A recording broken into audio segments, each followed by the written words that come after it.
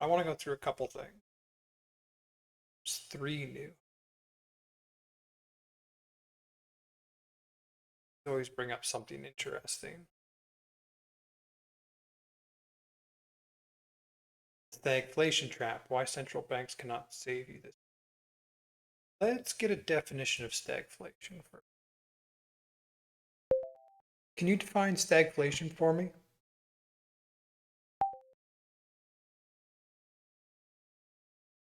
Good. Now I gotta make sure the audio is working. Getting my mic. A family in And it's getting desktop audio. Okay, perfect. Okay, stagflation is an economic term that describes a rare and challenging situation where stagnation, slow or no economic growth, often with high unemployment, occurs at the same time as high inflation, rapidly rising prices. So we've kind of been in stagnation for a little while now, Canada. At least when you look at it on a per capita basis, a lot of our growth comes from adding new people to the economy rather than actually seeing productivity gains that are here. And this high inflation, from my understanding, inflation was largely under control in Canada, but like the oil prices are gonna the war in Iran is gonna spike oil prices, and oil prices cause inflation throughout the entire economy. Like, so I could see something like this happening. It just goes into more. Got my description. Good.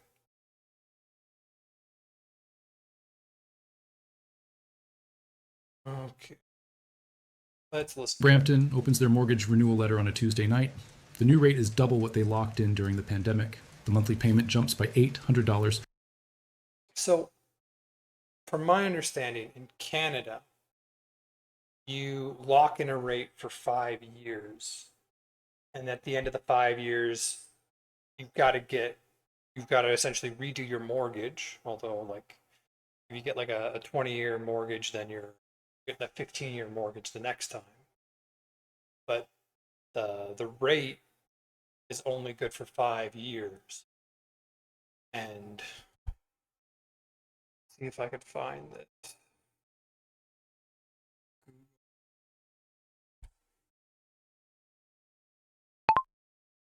Canadian interest rates chart.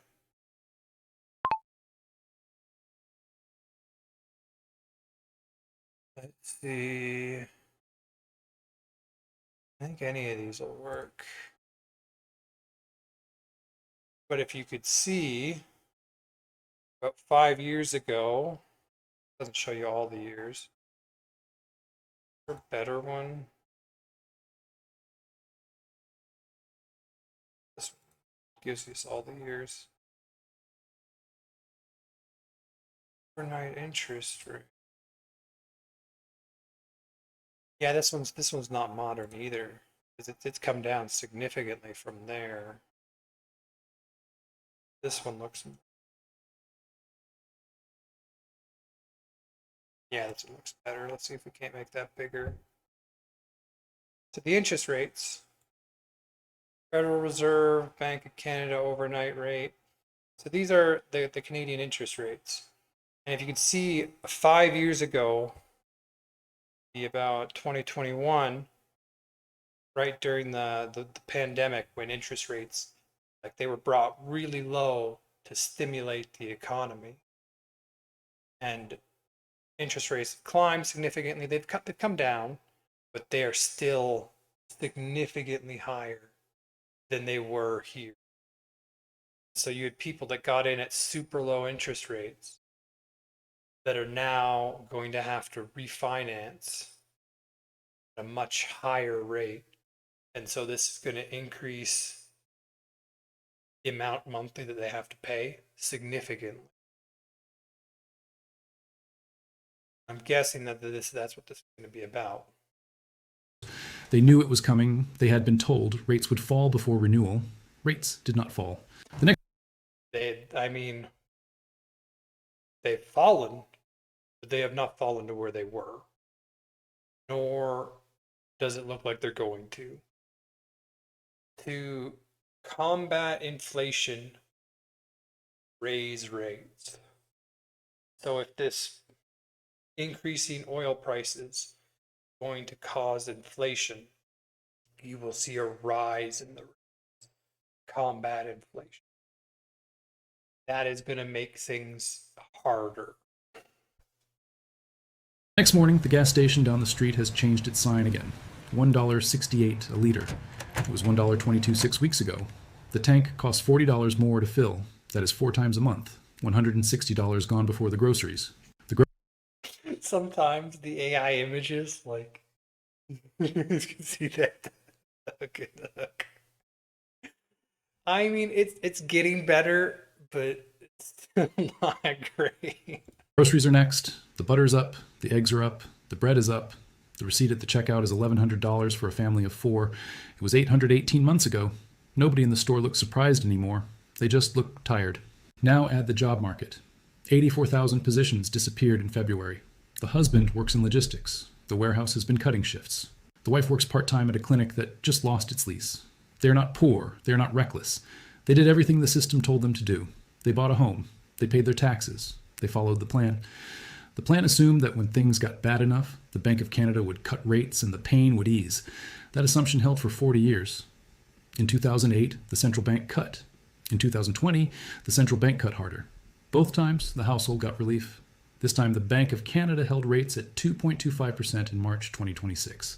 It did not cut. It cannot cut. Because the thing that is hurting the family, energy prices surging through a closed strait, is the same thing that prevents the central bank from lowering rates without detonating inflation. Cut rates and inflation explodes. Raise rates and the mortgage kills the household. Let me hear that one. Detonating inflation. Cut rates and inflation explodes. Cut rates and inflation explodes. Yeah, we're going to be seeing inflationary pressures right now. You tackle inflationary pressures by raising rates. Cut them, you're going to trigger more inflation. Raise rates and the mortgage kills the house. Raise rates and the mortgage kills the household. That's the whole, if you raise rates, people have to renew their mortgage at a new rate. I'm gonna double check that. In Canadian housing, you have to renew your rate every 5 years, correct?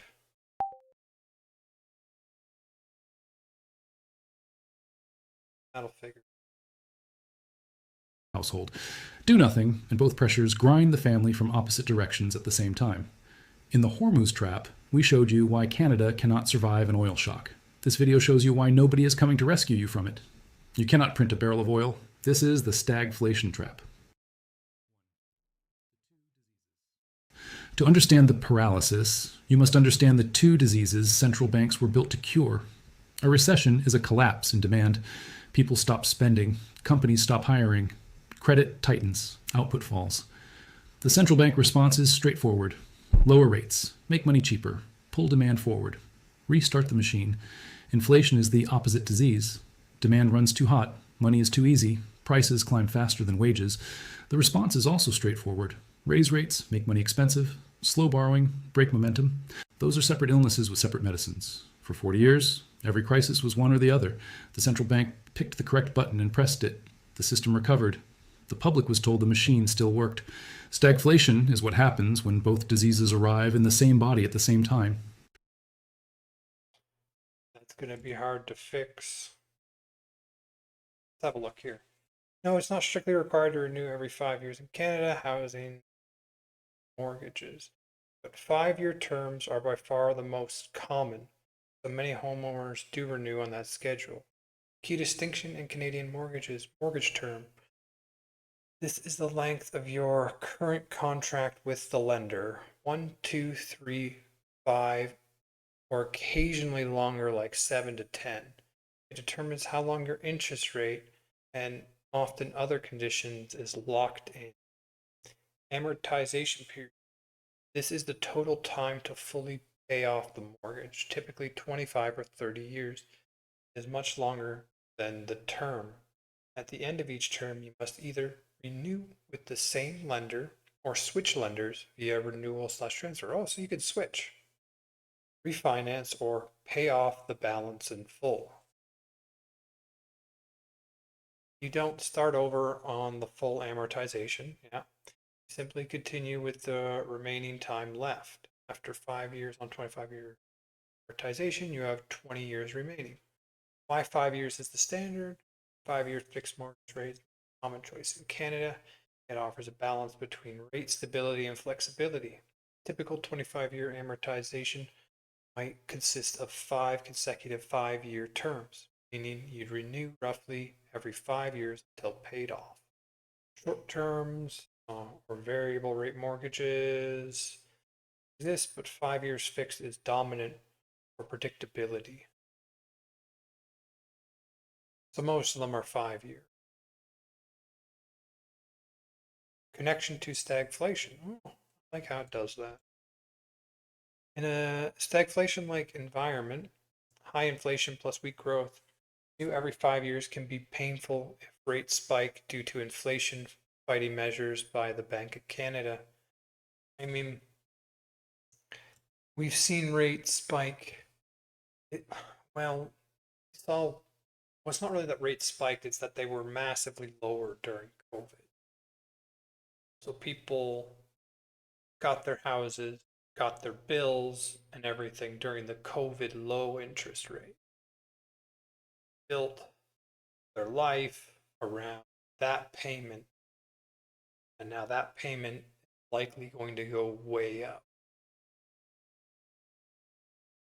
Many homeowners who locked in low rates pre-2022, faced renewal shock in 2025 and 2026, so this year, as they move to higher prevailing rates. If you're in Alberta or anywhere in Canada, shopping around at renewal time is smart. Often switch lenders without much hassle to get better rates. Okay. Growth weakens, hiring weakens, output slows. But prices still rise because the pressure is not coming from booming demand. It is coming from the supply side. Energy costs rise, inputs vanish, shipping routes harden, food and transport costs move through everything else. Every intervention that helps one disease makes the other worse. Cut rates to stop the slump, and you pour fuel into prices already rising for physical reasons. Raise rates to stop inflation, and you drive a weak economy deeper into weakness. The central bank does not lack competence. It lacks a third button. The last major version of this story ran through the 1970s. Oil shocks hit an already fragile system. Consumer inflation in the United States reached 14.8% in March 1980. Unemployment later hit 10.8% in late 1982. 3 separate recessions hit between 1973 and 1982. An entire generation learned what it meant when the economic engine seized and the usual medicine stopped working. The medicine for one disease accelerates the other. That is the definition of the trap. Paul Volcker took office at the Federal Reserve in 1979 and chose force. The federal funds rate was pushed near 20%. Prime rates touched 21.5%. This was not fine-tuning. This was blunt force monetary surgery. It was not gentle. Farmers drove tractors to the Federal Reserve headquarters in protest. Car dealers mailed Volcker coffins containing the keys to unsold vehicles. Businesses failed. Credit cracked. Unemployment climbed above 10%. Then the inflation regime ended. A long era of disinflation, financial expansion, and falling rates began. The pain purchased a 20-year golden age. The weapon worked. But there is one detail that matters more than the rate itself. The United States entered that war with federal debt at roughly 31% of GDP. That is what made the weapon usable. The borrower standing behind the currency was light enough to survive the treatment. The body was smaller, the leverage was lower, the public balance sheet had room to bleed. That debt level no longer exists. On March 17, 2026, United States gross national debt crossed $39 trillion. Debt to GDP now sits at roughly 122%, 4 times the level that existed when Volcker fired his weapon. The federal government already pays more than $1 trillion per year in interest on that debt. The Congressional Budget Office projects interest payments will rise to $2.1 trillion per year by 2036. Over the next decade, the United States will spend $16.2 trillion doing nothing but servicing past borrowing. Not building, not investing, not defending, just paying interest on money already spent. Run the math. The debt is one of those things that I think is going to be a pretty big problem. I think it was like the International Monetary Fund said anything above 70%, so your debt above 70% of GDP will start to significantly hamper growth in your country.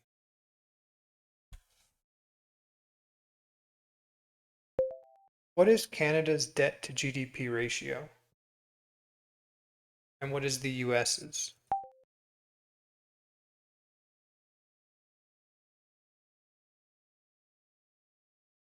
I could probably get this on a graph, actually.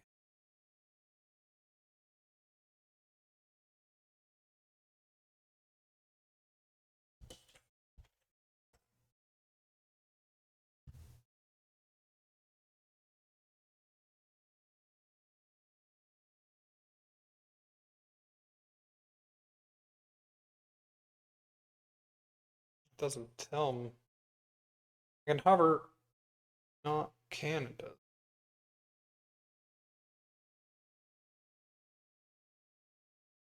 Canada, 110%. Oh, that that's high.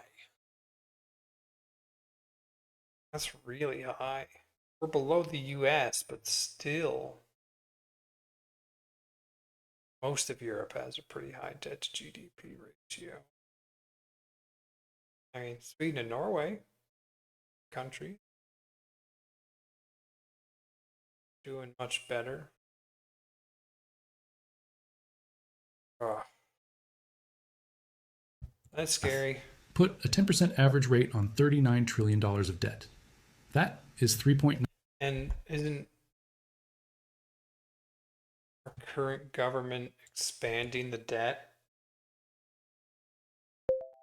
How much is Mark Carney expanding the Canadian debt by?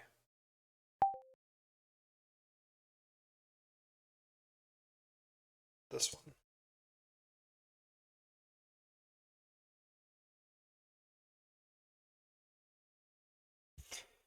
Okay, Mark Carney became Prime Minister of Canada in March 2025 after leadership. Key figures on budget slash deficit expansion. 2025-2026 fiscal year deficit projected at 78 billion. This is more than double the deficit forecast in the previous Liberal government fall economic statement. It's the largest non-pandemic deficit in Canadian history. So, one deficit, like, I always dislike a deficit. The whole idea is that during hard times, you run a deficit to support the economy. During good times, surplus to get the deficit down so that you can do it again. Next hard times show up. We are facing like trade restrictions from the US, but the level of deficit right now is just completely unsustainable for really any kind of length. Cumulative deficit approximately 321.7 billion, which is more than double the projected by the Trudeau government for a similar period. So he's outspending Trudeau. And Trudeau, the big spender.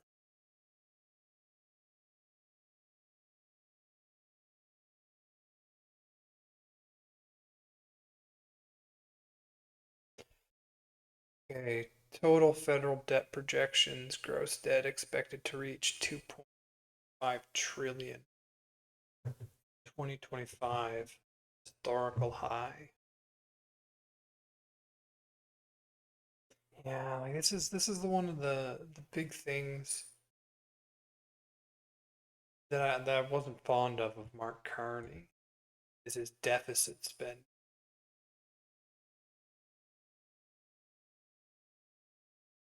Like I like surplus.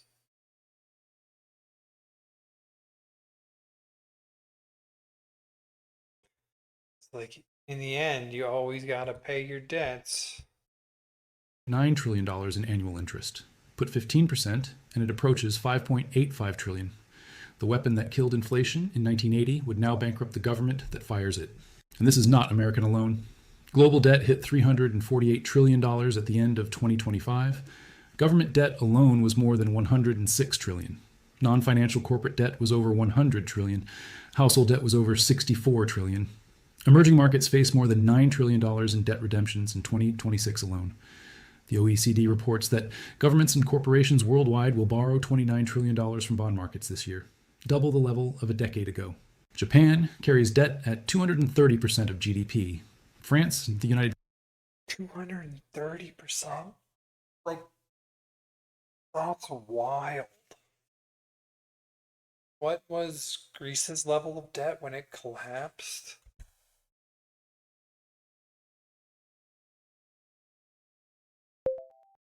What was Greece's debt to GDP ratio when they experienced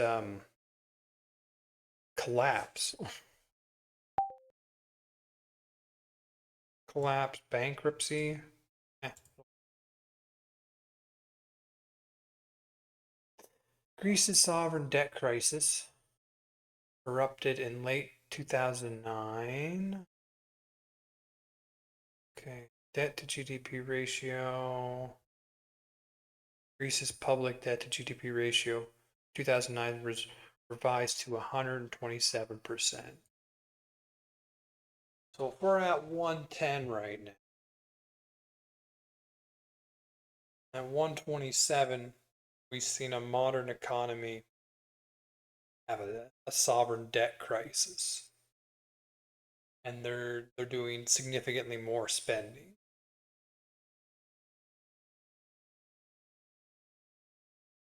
Now, Greece is definitely in a very different situation. Canada, they use the euro. They don't have control of their own currency. That gives you a lot more leeway. Still, like, what was it? Japan's at 270 now? Why are they running up the score? I don't get it. dollars from bond markets this year, double the level of a decade ago. Japan carries debt at 230% of GDP. France and the United Kingdom are both above 100% and climbing. Every major economy on Earth is leveraged beyond the point where Volcker-style intervention remains an option. In the 1980s, they played on solid ground. Now they play on quicksand. We saw one side of this in the rate cut mirage. We saw the housing credit machinery behind it in the mortgage bond trap. Cheap money was never just rescue. It became architecture. The system used low rates to build a civilization of leverage. Volcker's weapon now bankrupts the shooter. Tell me in the comments whether you still believe central banks can always rescue markets by cutting rates.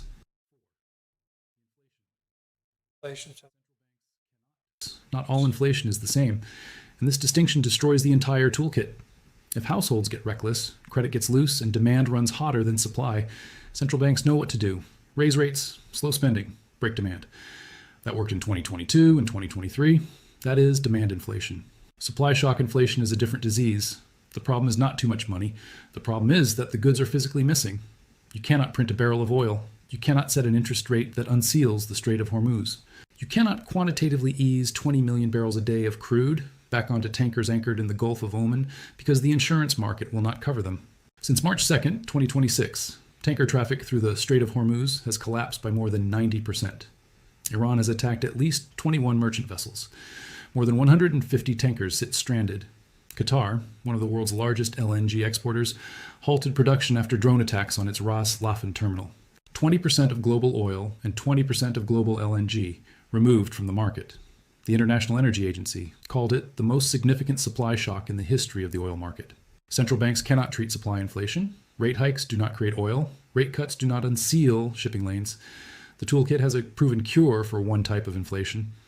The type currently hitting the global economy is the other one. When the shortage is physical, money becomes a witness, not a cure. The Hormuz As of late map. March, Brent crude was trading around $111. Before the recent escalation, it was roughly $75. A 50% move in a month. That is not noise. That is the price of a choke point entering the bloodstream. The Dallas Fed modeled closure scenarios. In the short case, 3 months, oil jumps to $98 and global growth takes an immediate hit of 2.9 percentage points annualized in the second quarter. In the 6-month case, oil pushes to 115 in the third quarter and 76 in the fourth. In the 9-month case, $132 by year end, and the growth damage deepens to negative 1.3 percentage points through the fourth quarter. And even the official simulation admits it only models oil. It leaves out natural gas, fertilizer, tanker market dislocation, insurance costs, and expectation effects. The bypass routes cannot save the system. The Saudi east-west pipeline carries only 3.5 million barrels per day. So this was a little while ago, right? 6 days.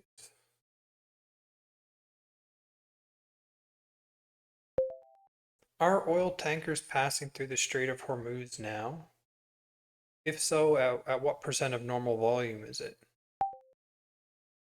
Because I heard, I think on the news somewhere that certain oil tankers were getting through.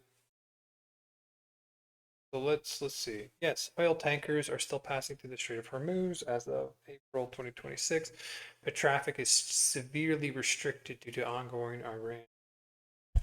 Okay, current traffic levels roughly 100 to 138 vessels per day, including tankers, oil and gas tankers, large.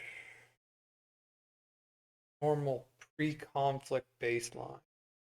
Okay, so before the conflict, 100 to 138 vessels per day. Recent actual traffic. Daily transits have dropped dramatically, often to 5 to 6 vessels per day. Sometimes as low as 0 to 7 on certain days, with many under dark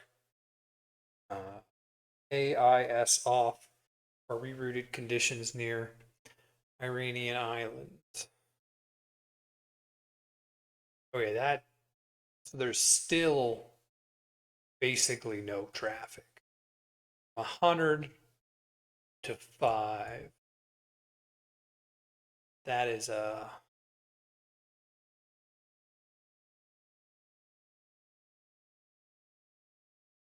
huge disruption still going on. That leaves a shortfall of more than 16 million barrels per day with no alternative routing.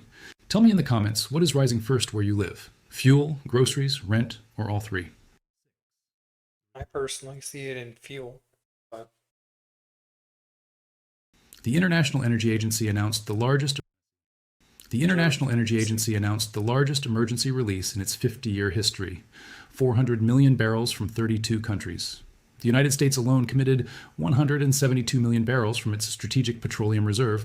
That sounds large until you do the arithmetic. At 20 million barrels per day moving through Hormuz, 400 million barrels buys roughly 20 days. The United States reserve was already sitting at 60% of capacity before the release. After the drawdown, it falls to levels not seen since the early 1980s. The last major drawdown after Russia invaded Ukraine in 2022 has still not been fully replaced 4 years later. Strategic reserves buy time. They do not buy supply.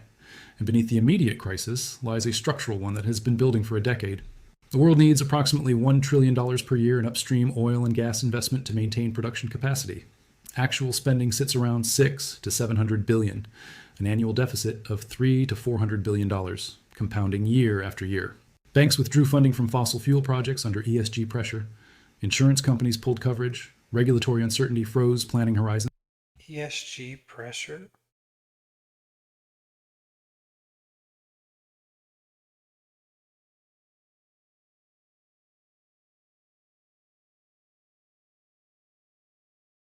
ESG stands for environmental, social, and governance.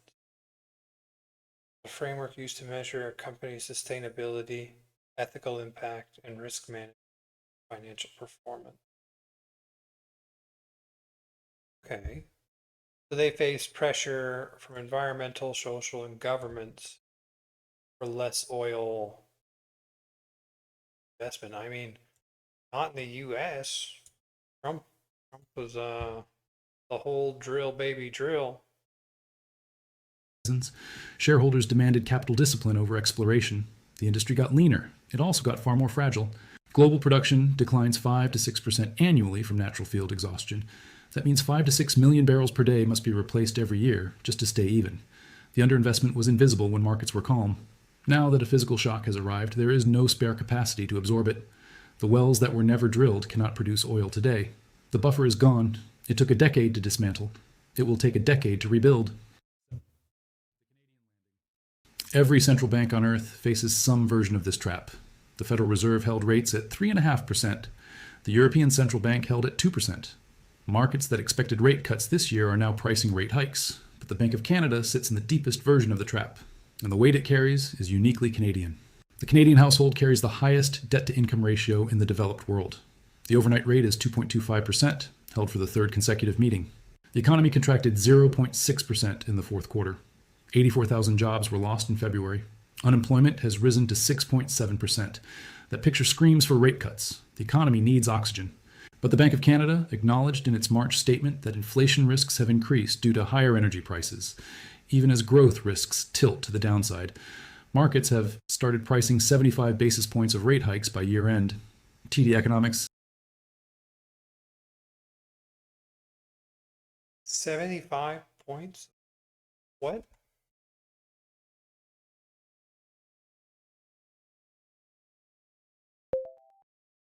Are they expecting rate hikes in Canada before year's end?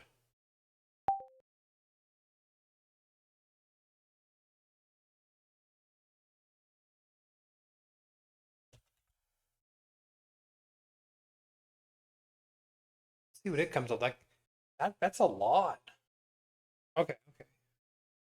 No, rate hikes are not the base case expectation for the Bank of Canada for the end of 2026, but they are now a plausible risk, particularly in the second half of the year, due to upside inflation pressure from the ongoing Strait of Hormuz disruption and higher global oil prices. Current situation: the BOC's key overnight policy rate stands at 2.25%, where it has been held steady since late 2025. The headline inflation was low at 1.8. So usually most governments aim for like a 2% inflation target year over year. So they're currently below 2.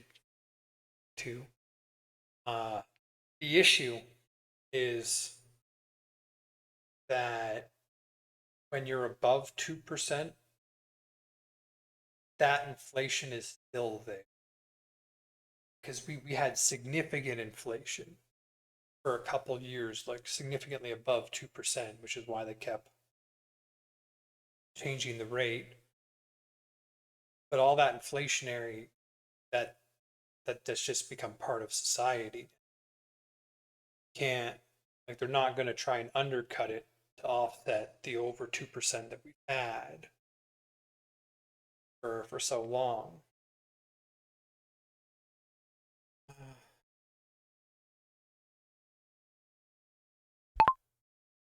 Canada inflation chart by year.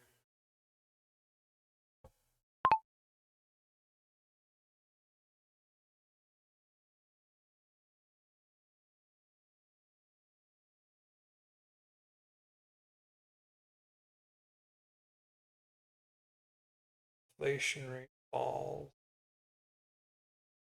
Goes up to like 2025, November 24.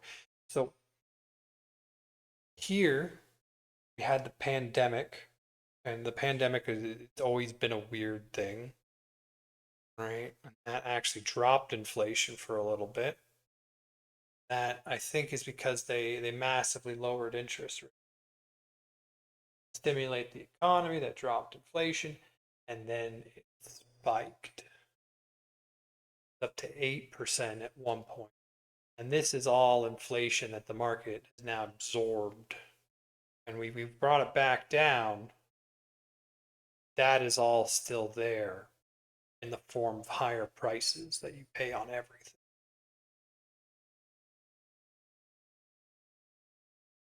Said publicly that a rate hike is not off the table for 2026. If the Bank of Canada cuts to protect So growth, not guaranteed, but not off the table. it risks feeding inflation coming through supply. If it hikes to defend inflation credibility, it hits an economy already losing jobs and a housing system walking into renewal shock.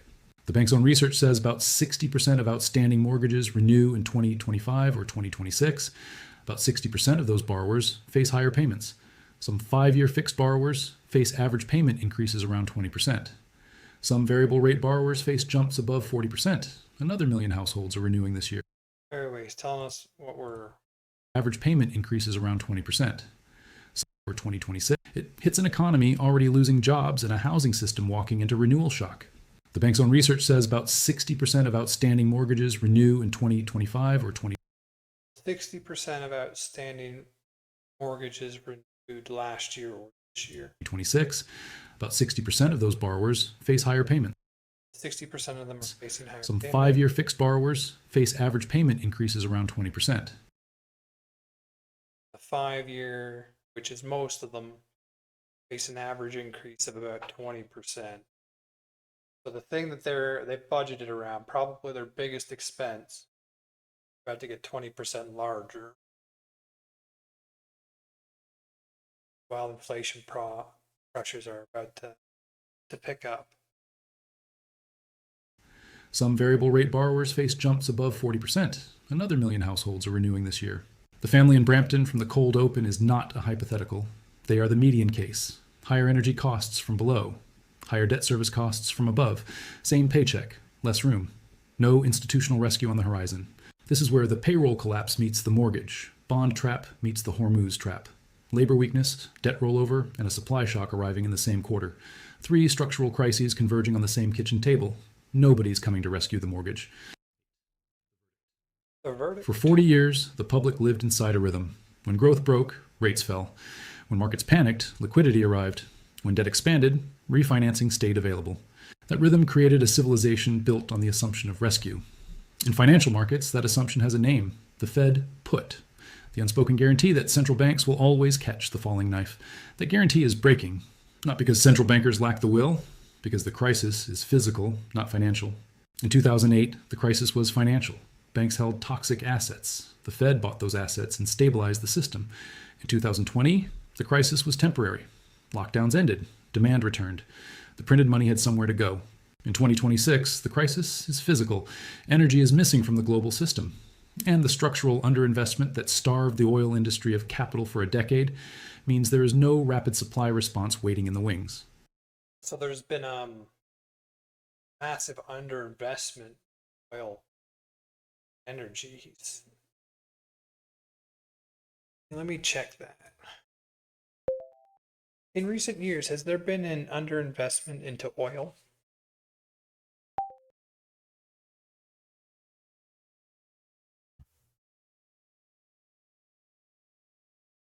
Yes, there has been widespread agreement among analysts, the IEA and OPEC, and industry observers that the global oil and gas sector experienced significant underinvestment in upstream exploration and production activities in recent years, particularly from the mid 2010s through 2025. So the last 10 years. Like, as a society, I think moving to renewables is something like we have to do. Oil is a limited resource. Can't function a society on it long term. It'll either run out or something's going to happen. But how dependent our society currently is on it, like it's going to take time to transition. We're going to need some kind of breakthrough, probably energy storage, before we could hope to really get off oil.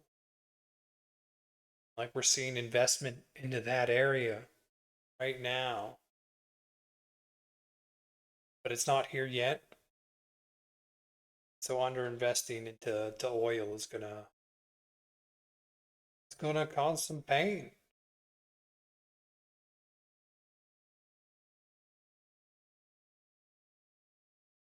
Key evidence of underinvestment. Capital. Okay, I don't need to go to the nitty gritty. Or like a summary. Ooh, relevance to Canada slash Alberta and broader economy. As an oil exporting province, Alberta, in Alberta, higher global prices from supply risks like the current Hormuz issues can benefit producers, but chronic underinvestment elsewhere contributes to price volatility, which feeds to Canadian inflation, interest rates, and your mortgage renewal environment we discussed earlier. Canada itself has seen disciplined, not always expansive investment in oil sands and other plays, partly due to regulatory or pipeline constraints. Okay. So there hasn't been an expansion. This underinvestment dynamic ties into the stagflation risks we've covered, supply shocks, energy disruption can drive inflation even as growth reaches elsewhere.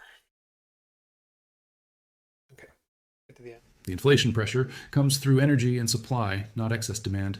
The debt stack is too large for Volcker style medicine. The central bank still has buttons. The buttons no longer restore order without breaking something else first. For a generation, the implicit promise was simple: take on the mortgage, take on the car loan, take on the line of credit. If things go wrong, rates will fall, your payments will shrink, and the system will catch you. That promise shaped how people bought homes, planned retirements, and calculated risk. It became the invisible floor under every financial decision made by a middle class household since the 1990s. The floor is cracking, not because someone chose to remove it, because the physics of a supply shock and the mathematics of a debt wall have combined to make the floor structurally unsound. The backstop was never law, it was belief, and belief is now meeting arithmetic. That is the stagflation trap. The medicine cabinet is empty. Drop a like so more households see it. Subscribe for the economic truths nobody else will say out loud. Tell me in the comments, what is your plan if rates go up and energy costs do not come down? I am Hawk, and I will see you in the next one. So I'll link the video. Should be able to do that through. No, stop progressing. Should do it in all three places. Perfect. All right, so the what's happening in Iran and the Strait of Hormuz very likely going to cause inflationary pressure. And even once the war ends, you're probably going to see inflationary pressure for a good deal of time afterwards.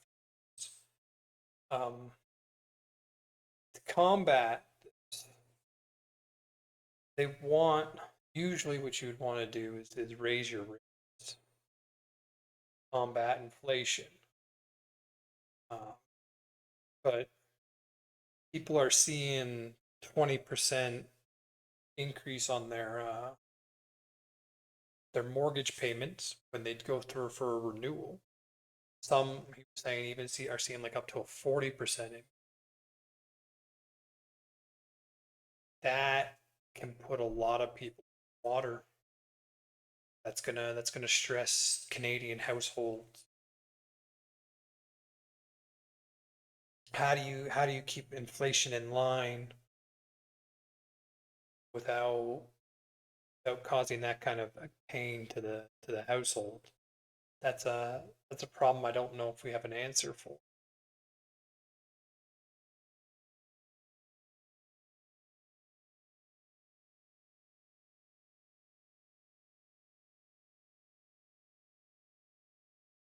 Yeah, we're gonna have to see. Let's see if AI can solve our problems.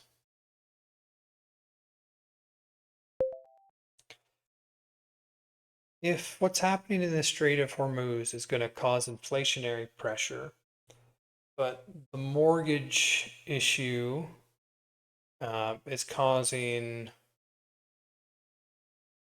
how do I say this?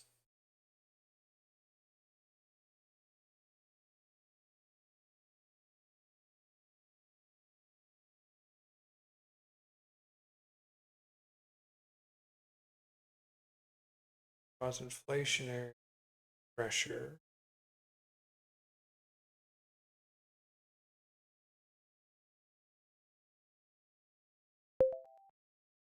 But the rise in interest rates is causing pressure on families. How do you fix the inflationary pressure without causing more stress on the family budget?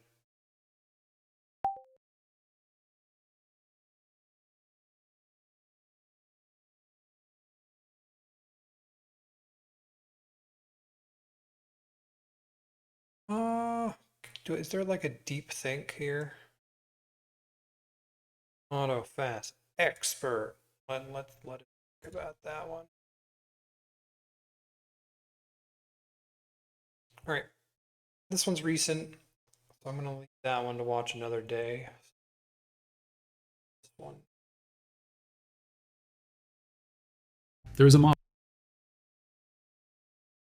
Once we finish reading about, oh, I should just. How do you fix stagflation? Oh my God, such an easier way to ask the question. Let's see what it comes up with though. Yes, this is the classic stagflation dilemma. We've been discussing a supply shock from the Strait of Hormuz.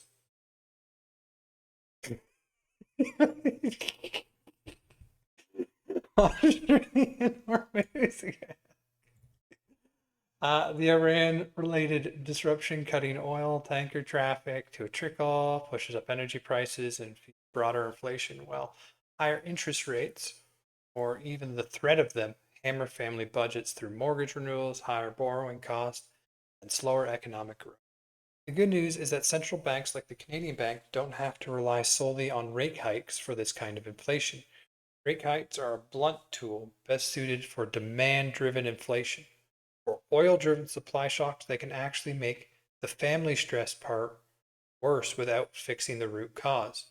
Here are the main realistic ways policymakers can ease inflationary pressure without or with minimal rate further rate increase. Targeted fiscal relief, direct help for households, energy rebates or gas tax holidays, temporary cuts to federal/provincial fuel taxes or one-time checks, like the old GST check top up or Alberta's carbon tax rebate, can offset the pump price hit without stimulating the whole economy. Income tested support, focused aid on lower and middle income families, expanded Canada Child benefits or targeted hydro/heat rebate, so it doesn't add broad inflationary fuel. This is what many countries did in 2022, 2023 during the last energy spike. Cushion budgets faster than waiting for rates to work through the system. Boost domestic/alternative supply, fix the shortage itself. Strategic petroleum reserve release, we've seen that to bridge the gap while Hormuz traffic normalizes. Accelerate Canada's oil/gas production. That's what we've seen such an underinvestment in. Faster approvals for pipelines, LNG terminals, or oil sands expansion in Alberta. Canada is a net exporter, ramping up non-OPEC plus supply directly counters the global tightness caused by years of underinvestment we talked about. Diversifying energy, speed up nuclear refurbishment, small modular reactors or renewable where they're cost effective. Anything that reduces long-term dependency on Middle East oil. Okay. Fiscal discipline on the spending side. The Carney government's large new deficit adds demand side pressure on top of the oil shock. Reining in non essential spending helps keep inflation expectations anchored without needing the BOC to hike rates, the Bank of Canada. So they're creating demand side pressure on top of the oil shock, which is the oil shock is a supply side decrease. They're creating a demand side pressure increase.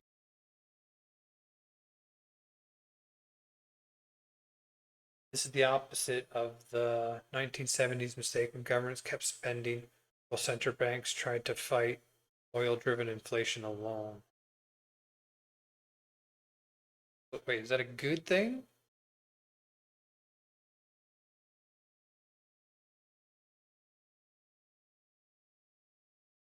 I don't know. Monetary policy that recognizes the shock, hold or pause rate hikes. Okay, the Bank of Canada has explicitly said it's watching the Middle East closely, can be flexible. If the inflation is clearly transitory slash supply driven, growth is weak, they can look through it. A lesson learned from past oil shocks. Forward guidance and credibility. Okay, long term structural fixes. Yeah. Address the underinvestment in oil. Realistic trade offs. No free lunch. Pure monetary tightening. Rate hikes is the fastest way to crush inflation expectation, but it hits mortgage renewals hardest in Canada's 5-year term system. Exactly the pain you're worried about. The fiscal slash supply side options above are slower and can add to debt if not offset by cuts elsewhere, but they protect families more directly. Historic precedent. In the 1970s oil shocks, countries that combined supply side boosts plus targeted relief, example US under Reagan later, fared better than those that just hiked rates aggressively while spending. In short, the least painful path for Canadian families right now is a mix of targeted rebates plus aggressive supply side action, both domestic oil and diplomatic. While the Bank of Canada stays patient on rates unless core inflation starts spiraling, that's that's how you attack the source of the inflation, the oil shock, instead of just squeezing demand and household budgets. If the Hormuz situation de-escalates soon, ceasefire talks are ongoing, a lot of this pressure evaporates on its own. Want me to walk through what this would look like for a typical no there.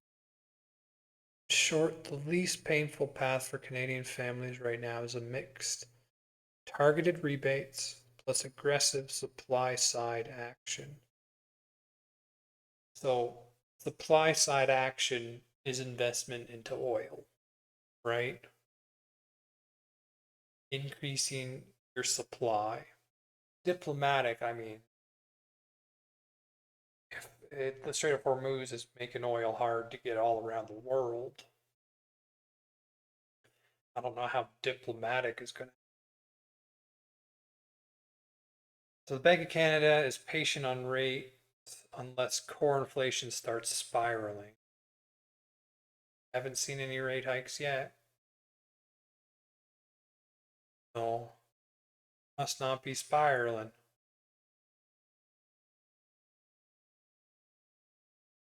But the only true way to counter this, in my opinion, is aggressive supply side action. Need to fix the underinvestment into oil. As much as we got to get away from it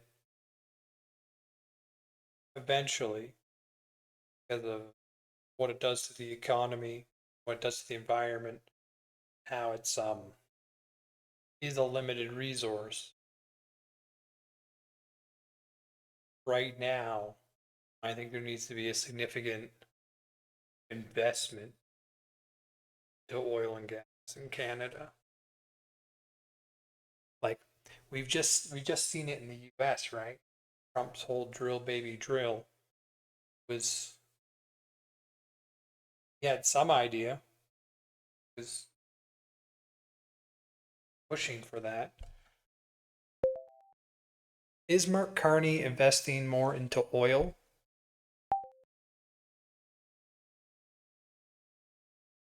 Let's see what the current government's. We're talking about this for an hour. I watch a 10-minute video and I talk for an hour. Oh, okay.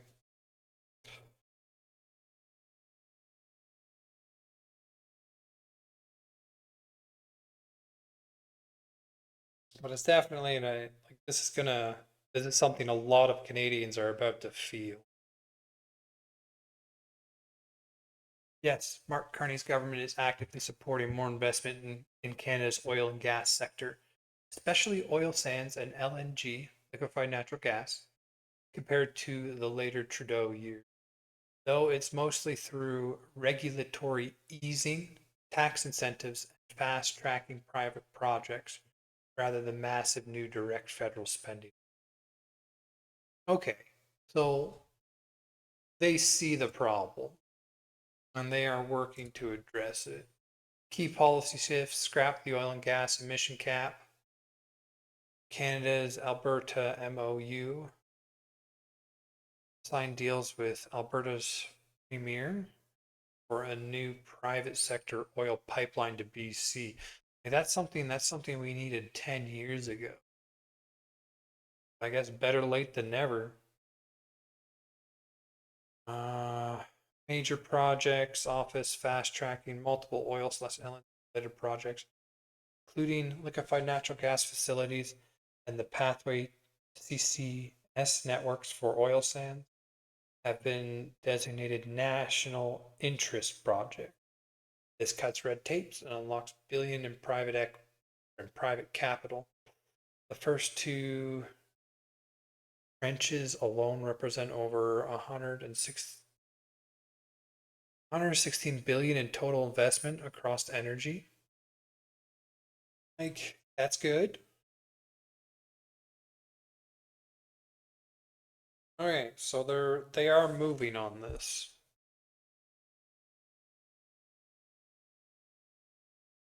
Addressing global oil underinvestment by removing barriers, the government is trying to encourage the private sector capex that has been lagging for a decade.